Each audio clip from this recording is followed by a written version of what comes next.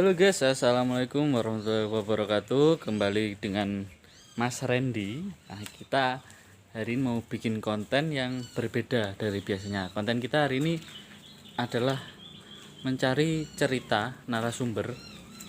Ceritanya ini yang di luar nalar. Nah, ini saya udah OTW ke rumahnya narasumber pertama saya. Ya, semoga kita dapat kisah yang bagus mengenai sesuatu hal yang di luar nalar. Oke, yuk kita mulai yuk.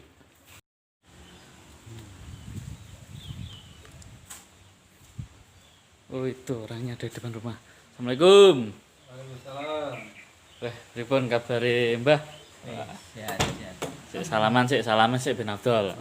Lebaran ya, Idul Fitri. Kondi.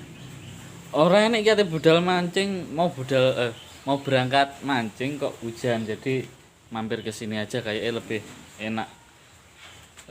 Bentar ya Mbah ya, kita mau ganti ini aja dulu, ganti. Oke, posisinya udah enak Mbah. Oke Mbah, katanya ini punya cerita di luar nalar Mbah. Cerita apa itu Mbah? Kalau boleh tahu, pengalaman pribadi atau dialami temannya Mbah? Itu pengalaman pribadi kalau saya. Langsung berarti detail banget ya ini nanti ceritanya ya. Iya, insya Allah. Oke, siap. Oke Mbah, ceritanya ya apa itu Mbah? Bagaimana Mbah? Bahasa Indonesia Mbah ya, biar teman-teman ngerti yang diomongin kita itu apa. Ini kopinya buat saya. Iya. Ini nyata ya. Dulu masih satu bujang.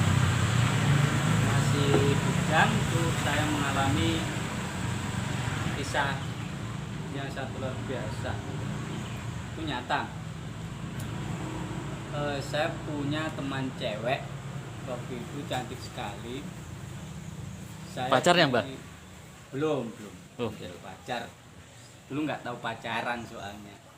Tapi kejadian itu di tahun 2002 kalau nggak salah.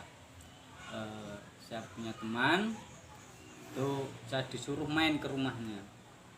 Ya maklum kalau dulu kan apel atau main ke rumah cewek itu malam hari enaknya.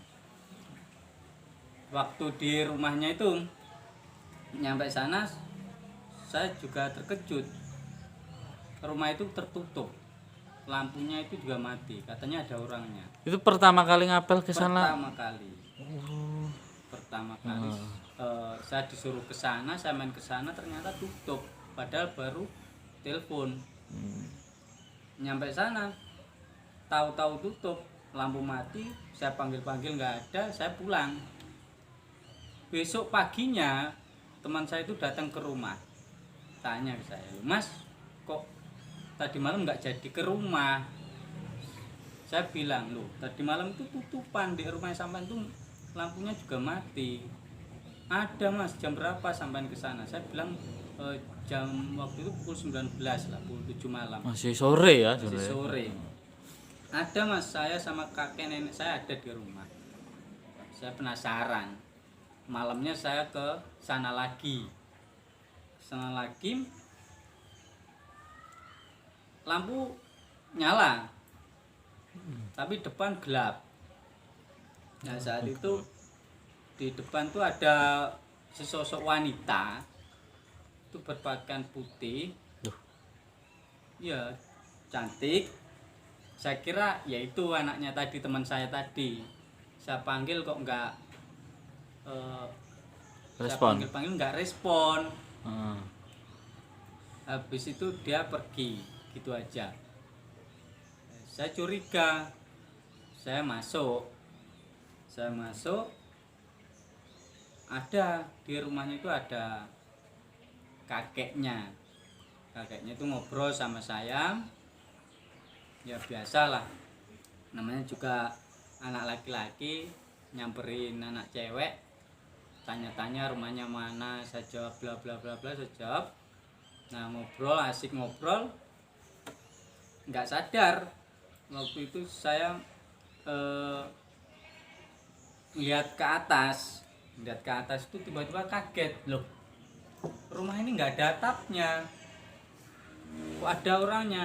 Habis saya lihat ke atas, saya lihat ke depan lagi, si kakek ini nggak ada. Dan anehnya lagi, jadi meja yang di depan saya juga nggak ada. Yang saya duduk itu bukan kursi awal saya datang tadi. Saya duduk itu tumpukan atap atau genteng.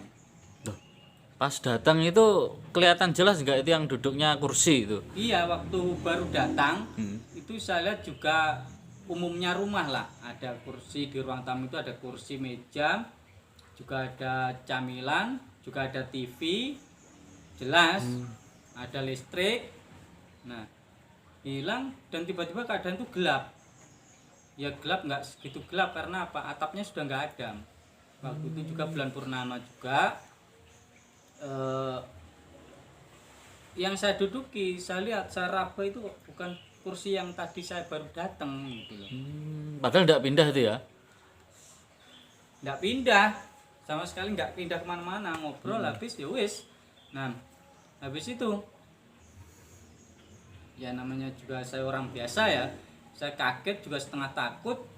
Wong tadinya saya lewat pintu itu juga ada daun pintunya. Saya lari hati-hati, saya takutnya nabrak pintu tadi.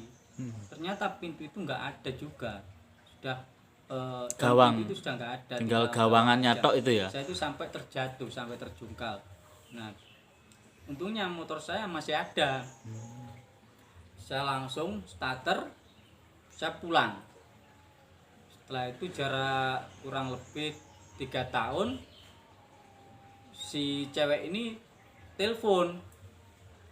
Duh, ini kan cewek yang saya Apelin dulu. apalin dulu kok. Telepon, saya tanya siapa ini, saya Koir yang dulu. Wah, saya ingat. Terus dia bilang, Mas, dia bilang tanya lewat telepon tuh, Mas apa habis main ke rumah kakek? Iya, saya jawab gitu. Kakek ada? Ya saya jawab ada. Nah, tapi sampai nggak ada, katanya dijemput ibunya ke Surabaya gitu kan. Iya Mas, maaf Mas ya, saya nggak ngasih tahu kalau saya bisa pergi. Terus Mas nyadar nggak rumah itu sudah kosong? Ya nyadarnya setelah ngobrol sama kakek. Ternyata rumah itu sudah kosong. Akhirnya dia cerita, gini Mas, sebenarnya saya pindah ke Surabaya sama ibu saya, itu kakek itu sudah meninggal. Gitu. Jadi pindah ke Surabaya karena kakek yang tinggal bersama itu udah meninggal gitu ya? Meninggal.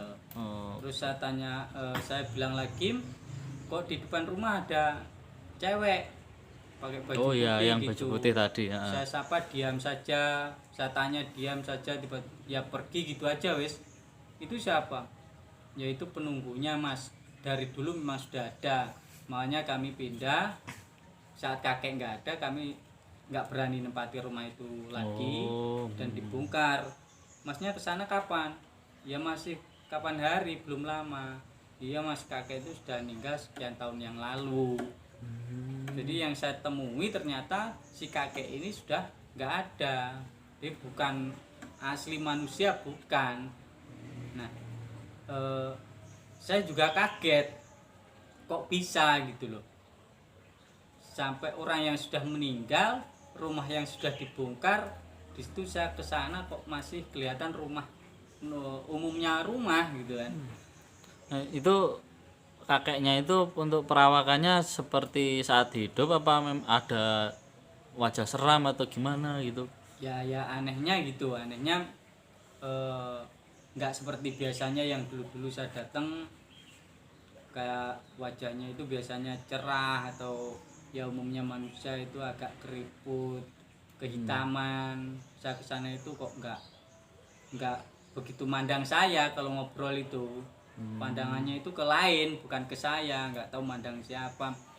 Jadi dia membuang mukanya saat berbicara sama saya. Ya saya maklumi orang tua, saya orang anak muda ya nggak apa-apa.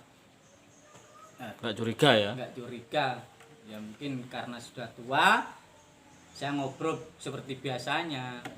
Nggak taunya seperti itu. Sampai sekarang pun rumahnya ya memang sudah dibongkar. Paginya itu saya penasaran, habis itu pagi saya ke sana lagi, saya lihat ternyata memang rumah itu betul-betul sudah dibongkar, sudah kosong. Tinggal kamar mandinya aja yang masih berdiri sampai saat ini. Ya, sudah jadi 10 tahun lebih itu. dibongkarnya itu rata gitu ya, maksudnya nggak cuma dikosongkan tapi dibongkar Bongkar rumah-rumahnya. rata, Oh, nggak ada penghuninya sama sekali. Bahkan di sebelah rumahnya dulu juga ada rumah, itu pun juga nggak ada. Sekarang sudah jadi semak belukar wes. itu kalau sebenarnya kalau dilogikakan itu bisa ndak itu kejadian yang dialami mbahnya ini, masnya ini? Yang jelas di luar nalar ya. Itu saya tanya di tetangga kampung, untuk jarak kurang lebih 200 meter itu ada kampung lagi. Saya tanya orang-orang situ, memang itu gumuk itu tempatnya angker. Ada penunggunya gitu. Jadi yang perempuan yang saya temui itu ya masih ada di situ.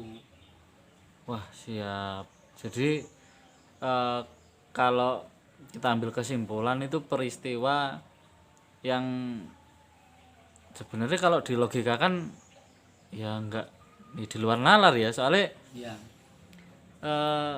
yang kayak gitu malamnya ada terus paginya udah ndak ada. Wah, itu kalau nggak punya bulldozer kan nggak bisa ngeratain rumah semalaman aja. Oke Mbak. Jadi sampai sekarang pengalaman saya itu agak ya bikin saya takut juga, tapi saya masih sering lewat sana, mesti saya noleh juga, karena meskipun makhluk halus pun dia juga melihat kita. Mungkin ada hikmah Mas yang sekiranya didapat dari peristiwa itu, ada nggak apa itu, entahlah yang saman bisa ambil dari situ? Hikmahnya yaitu berarti orang meninggal itu bukan berarti urusan di dunia selesai. Ya mungkin selesai hanya urusan dunia. Intinya betul ada kehidupan setelah kematian. Jadi ada kehidupan kedua, dan di situ biasanya orang mati itu masih meninggalkan permasalahan apa, itu pesan ke orang yang masih hidup, bisa lewat mimpi atau lewat langsung terang-terangan ketemu kita.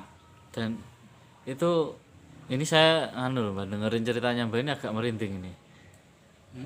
Di belakang saya agak merinding ya. Terus jadi ada kemungkinan ya kalau makhluk-makhluk itu untuk interaksi ekstrim kepada manusia itu bisa terjadi ya. Bisa, makanya kita yang masih hidup ya harus hati-hati. Oke. Kalau kita main ke Tempat baru ya. Ya tempat-tempat baru, tempat-tempat angker, atau lewat di pemakaman, itu kita harus salam lah, izin lah. Oke. Ini kontributor pertama kita bernama Mas Harun Afandi, juga punya channel YouTube. Kalau mau cari subscribe juga tolong di channelnya Mas Harun Afandi.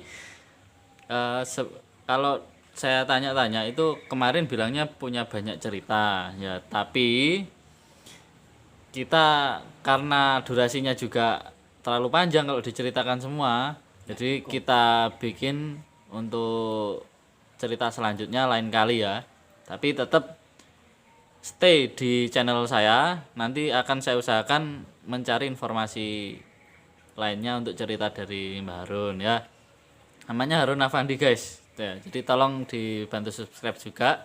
Hashtag Harun Afandi. Oh boleh lah, nanti hashtag Harun Afandi juga bisa. Ini untuk cerita kali ini sampai segitu dulu guys ya. Semoga cerita barusan itu dapat diambil hikmahnya, diambil manfaatnya. Anda percaya boleh, tidak juga silahkan, tidak ada paksaan sama sekali. Terima kasih guys. Wassalamualaikum warahmatullahi wabarakatuh.